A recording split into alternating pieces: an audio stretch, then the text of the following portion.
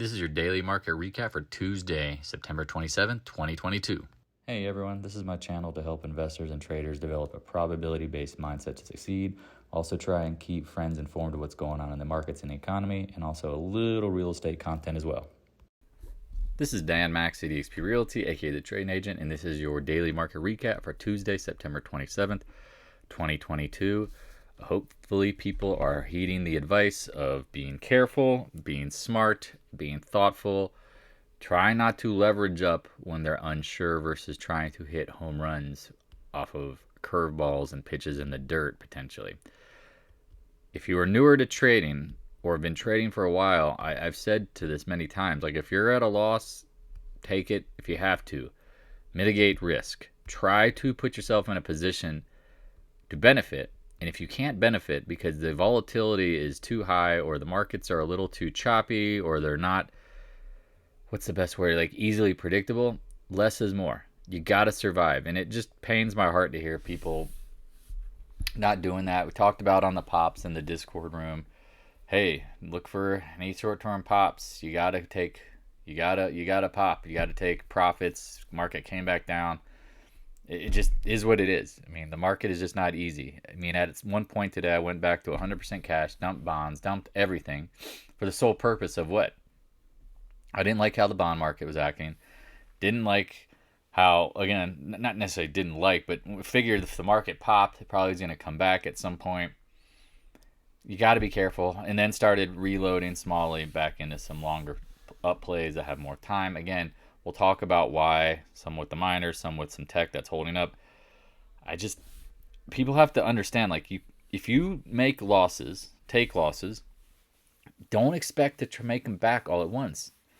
You can't have this mentality of all or nothing trading, meaning that even trying to get back from positions of if you're wrong.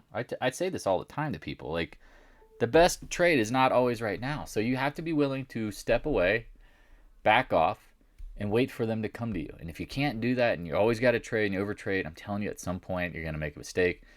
And I apologize, the Discord room isn't open for the public because it's gotten so, it's just a lot of work. I'm busy as well at times. I can't give everybody my full attention every minute.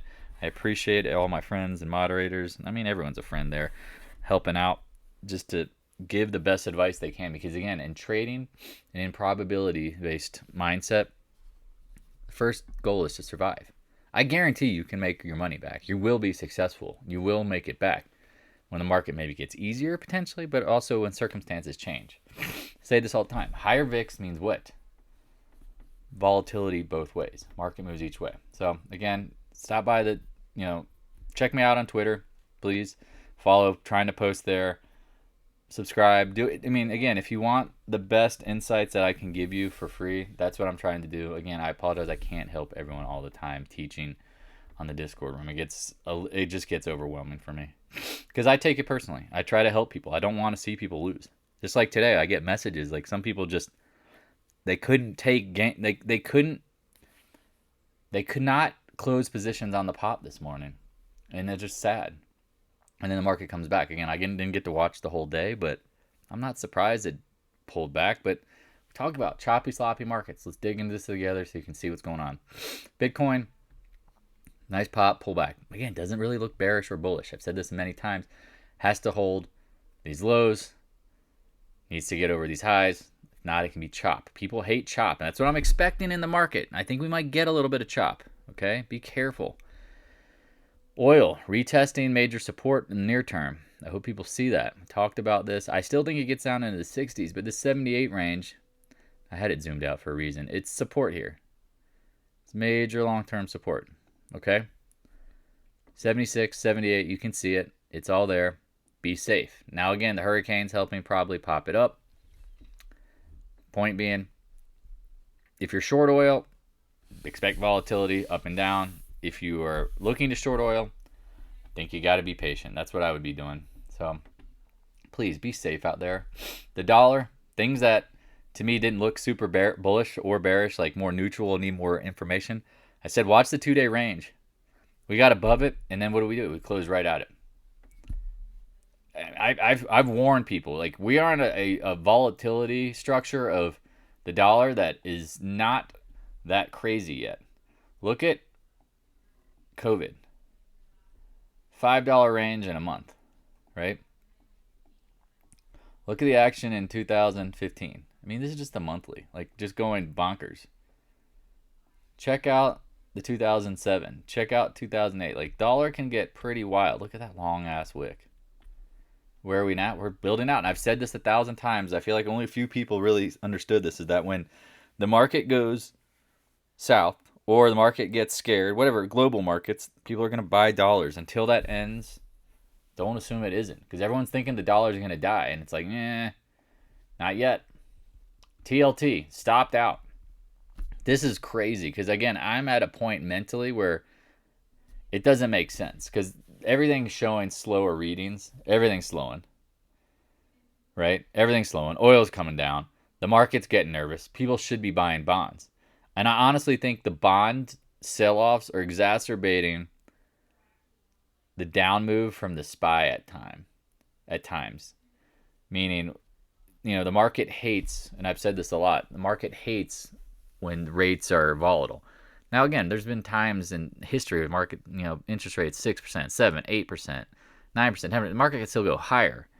Again, it's just the volatility in interest rates gets people to do what? Pause. It makes them very uncertain of what to do. The VIX.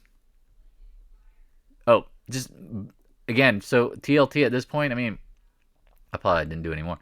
It's at some major support from 2014. This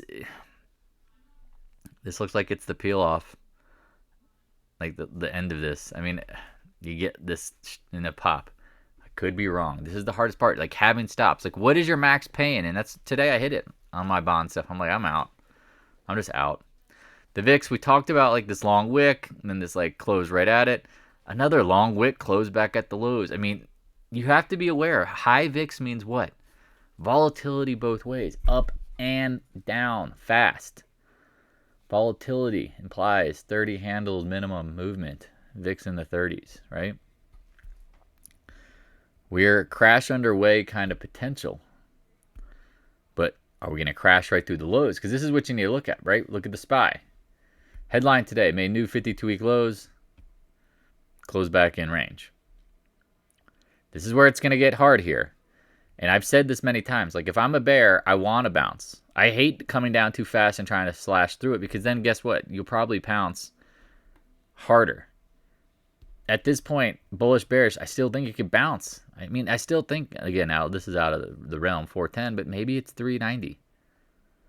Remember, talked about this kind of chop action, talked about this chop action here. This is what I'm expecting, like some sort of sloppy choppiness. You come down pretty hard, pretty fast.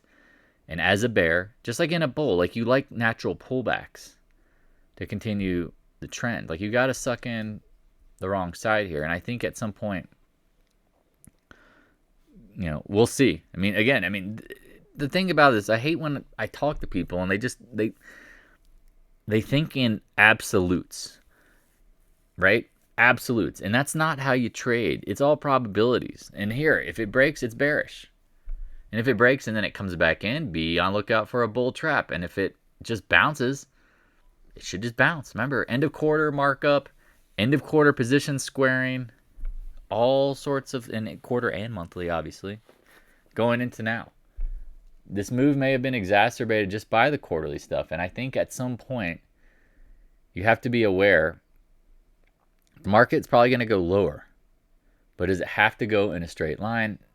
I would be remiss to think it is, because I think as of right now, a lot of worst case scenarios are pricing in, but it's it's like this between the cold weather, right? Like I think there's going to be like this, we'll figure this out. Like Russia gave Europe some weeks to figure out their oil and gas. You're going into a midterm. Congress is going to try to and the president are going to try to, be rosy. There's a lot of things that could go or not could go. So you have to just, again, ultimately you might believe something, but you don't marry it. You marry your risk management. You marry your commitment to staying solvent and minimizing losses. And I'm telling you, that's the hardest part. Like, we can sit here and debate this for days. Like, what's coming? How's it going to play out? What's the setup? Right? Ultimately, I'm giving you the best advice because this is, again, I talked about like the QQQ holding up. This doesn't look bearish to me if the Qs hold up, right? Maybe it's temporary. IWM. Here you go. Long wick makes a higher low today, right? Y'all see that? Higher high, higher low. Now, I know it's red, but could that be a pivot? I mean, that happens.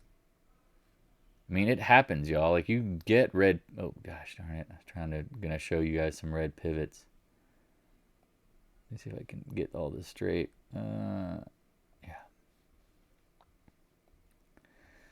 Yeah. Right here was a pivot and then turned. It was ugly looking. You see them at highs too, the green pivots, right? Then it turns red. Like here's a double green. It's possible. It's absolutely possible. Here you go. Makes a lower low green. I'm trying to find like multiple reds. Here you go, right here. But I guess the up day wasn't red. I mean, the colors aren't necessarily as important as the price. We talk about that.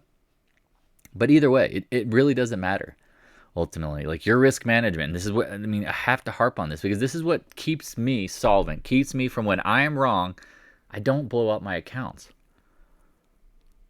You just got to acknowledge that in your own mind, how you're going to manage it. And everyone's different. Gold, I'm starting to like gold for a bounce. We broke below the channel.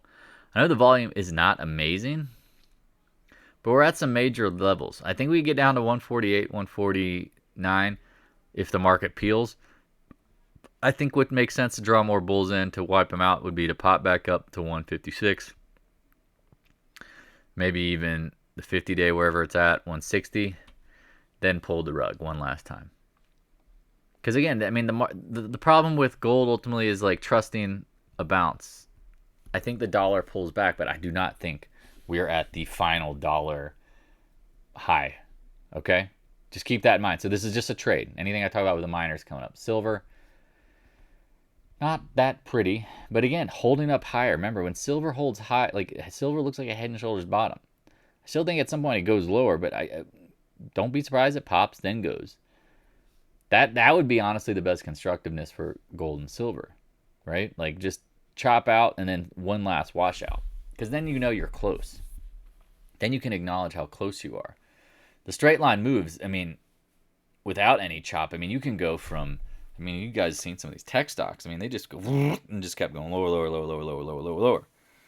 Well, now you have references. Now you can also see, all right, let's look at the monthly, because this is, I think, what's interesting to check out the monthly on silver. You're very close to the old trend line here. Now, again, don't bring a ruler. I mean, it would be absolutely incredible to get a bounce, then boom, and then go.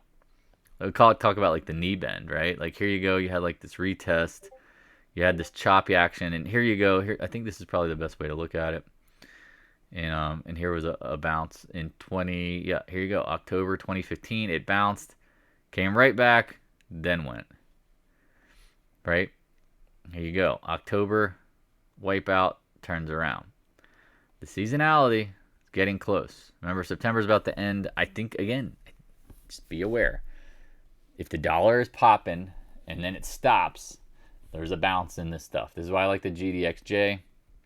Look at the volume the last couple days, holding up, making higher lows, potential novice gap, and then turn around. You get like this novice gap, multiple chop days. Seen it at other bottoms. Novice, chop, double novice. I mean, I guess 3 gap trap. 1, 2, 3. Chop. Novice, then chop. I mean, now again, if the GDX goes from 38, let me go now, 20s. It's like 20s to 26. If it gets to 26, maybe 28, 29. Again, you can play the JNUG. It's at 21, 22. Probably could pop up to 25. Plus, I mean, just be safe. I mean, don't assume anything. Oh, I'm looking at the monthly. Sorry. Gotta be careful about that. The GDXJ. Here I was talking about all those gaps. Gap, novice gap, chop. Novice gap. It happens. I mean, trust me, it's a repeating pattern. It's just sometimes it doesn't happen day one, right? It can do this. You made a higher high or higher low and made retested range highs. I've said this in the notes, said it on Twitter. Gets over 27, go. Because then hopefully you can see, again, JNUG 24, 25, 26, potentially. GDX, I don't like the large miners. I've said that. But they look like they're doing the same pattern. Like that helps confirm. So you have silver making higher lows. You have gold making higher lows, right? Let's see what happens. It's not acting terrible. AG, someone was talking about buying AG. I mean, I don't want these names, but it should show in the chart. AEM, green today. Higher low, coming into the retest, the volume area. I kind of like it. This is why I don't like the large ones. Newmont, they're gonna have to buy people. They're gonna have to use their cash to buy other companies. I don't think that market knows that. I'm not gonna reward them for their old mines that are producing, but not producing in the sense of like giving them upside to actually affect the balance sheet beyond X amount of percentage. Like you need a major move in gold to get Newmont moving. PAAS, double bottoming. Again, all these things look like they are due to bounce. Commodities, they look like they're due to bounce, right? Like letter X, tighten it up here, right? Again, I don't think you can buy this for the long term yet, but bounce. I mean, just keep that in mind. Like straight line moves. Just gotta be very careful. I think you get a bounce. Newmont, we talked about it. Newmont, Nucor. Here you're filling the gap. I still like it down the 90s, but if the action tightens up, it's due to bounce. Keep all this simple. CCJ, again, here. Things that shouldn't be happening if the market's bearish. Look at this. This is a pretty solid bounce, y'all. Pretty solid bounce. Probably the 20-day, maybe up to 28. Look to reshort it at some point if you want. I mean, that's just how people want to do it. VALE, again, keep in mind, some of the international stocks probably not acting as well. Chopping, slopping. Again, I said this a million times. Let it be. Arrow, light copper long term, probably chopping around. Just wait for the capitulation. I mean, it's trade accordingly, but do not marry anything until the Feds pivot, okay? Mosaic, this is a nice bounce. Not surprised. Look at that. Hit our trend line. Closed up. Looks okay. Not great. It doesn't look like it's going lower. That's a nice little reversal here, potentially. Close over the previous day's close. We'll see.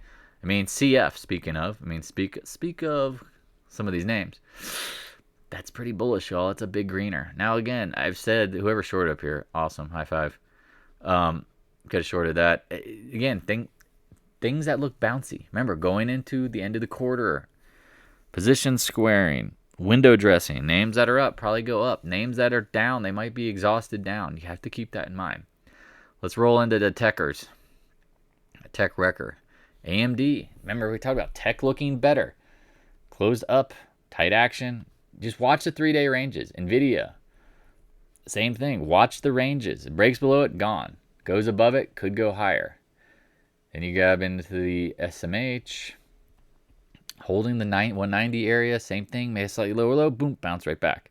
Has to hold. Like, know your levels. I say this over and over and over. I can't hold your hand and tell you exactly what levels are best for everyone's trades. Now, I'm not in every trade. Like, I don't have the capital to trade everything I'm talking about here. But know your levels. Talk about the ones that I am in. Apple. Things that don't look bearish to me. Like Apple, like the market's down here, the June lows, Apple's holding up. So unless Apple's about to spill, like literally, it looks bullish. We talked about this morning, taking profit on the pop, pops up to this resistance zone. I took off and then I started adding back. Near 151. Now I didn't see it get under 150. I was out today, but I didn't go full all in. Just nibbling. Amazon, talked about taking profit on the AM. Look at it. It gets over the recent highs. 118. Took some off. Added back at like 115, 116. Got down 130. Damn. Woo. What was the low? 113.05. Again, I probably should have nibbled if I was around, but I can't. I'm not a full-time trader all the time. Like I can't commit to being around the computer all the time. That's why I trade the way that I do. My personality and how I trade different than you. CRM, higher lows holding up. Looks okay. The Guggenheim, these are names that I'm not buying. Names that are making new lows. Notice the June lows on Goog. Notice CRM, not doing it. Amazon, here I'll refresh, is not anywhere near the June lows. All these names, the reason why I leave them alone. Meta, no. Again, Microsoft, nope. They're all tightening up. MicroStrategy, this is what's interesting. You're talking about Bitcoin. Doesn't look that bad. Hit the 20-day, backed off. We'll see. Netflix, not at the lows, right? This is one you could trade. It's looking better, right? Let the market show you what you probably should be tapping into. Roblox, not anywhere close. Holding some fibbies. Maybe it bounces. I mean, again, if tech bounces, you see what's leading up. Now, it doesn't mean everything can't go up, but we'll see what happens. I mean, Tesla up 7 points today. Things that don't look bearish. I mean, it's not even taking out the August lows, y'all. Now, I'm not saying Tesla's going on a moonshot, but I will say, like, it doesn't confirm the weakness. That's all I'm trying to paint the picture for. Hopefully this makes sense. NDAQ up 39 cents today. Again, regret not shorting up here. Not anywhere near the lows. Tight action. Tight action, okay? EXPI talked about the 74, 75, 76 range. Got pretty close yesterday. Things that don't look bearish to me. Just holding up pretty well. We'll see what happens. Let's roll into the financials real quick. They didn't take out 30, I see. You got to what? 30.12. Man, closing right back at the range lows. You can see this level matters. We'll see what happens. Watch the financials. Again, financials go into the tanker. Because remember, they're absorbing all of the global issues, right? Global instability. Morgan Stanley, not anywhere near the June lows. Looks okay. Look at that long wick. I'm telling you, just watch what happens here. I mean, worst case scenario, it pops for a couple days. That's all it is. And maybe it is a short-term reversal. JP Morgan at 105 level is very important from the past. There you go. See it right here. I apologize. Dirty charts. Here is the 105 right in this area. I mean, I could do a boxer. Maybe that'll help folks at home. Maybe I can clean it up too.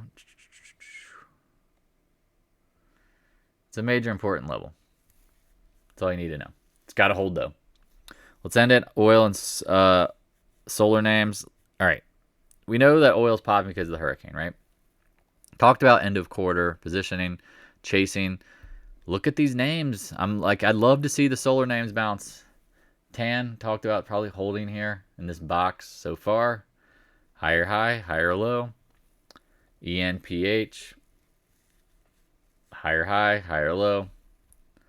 Sedge. This thing has been a dogging it. Holding range lows. You can see it all the way to the left. First Solar, my favorite short, potentially. Nice high and tight. Now again, see, like, wait.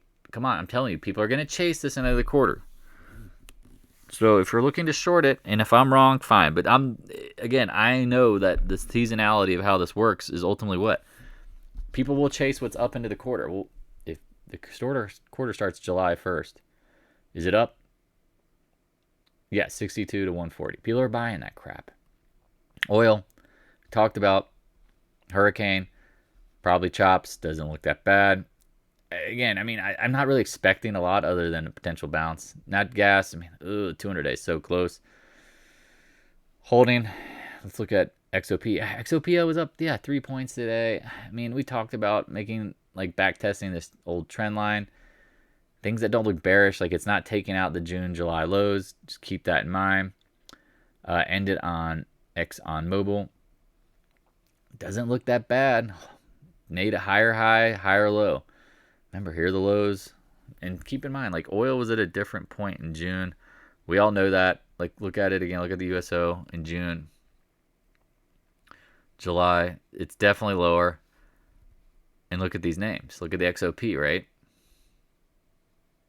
It's higher. Things that don't look terribly bearish. Now, again, this all could change. One headline. This is why trading is so hard. One headline could change it all. One ring to control them all. Like, that's the thing. Like, we don't know what the black swan is or isn't. Again, betting on the end of the world, not a very lucrative bet because it hasn't ended yet. However, there will be times to short that are better probabilities to capture moves, meaning you don't get caught in backdrafts. Like if you're shorting down here, and somebody was like, "Oh, I'm shorting and I'm I'm looking to short more on any pop," and it's like you got to be very, very careful,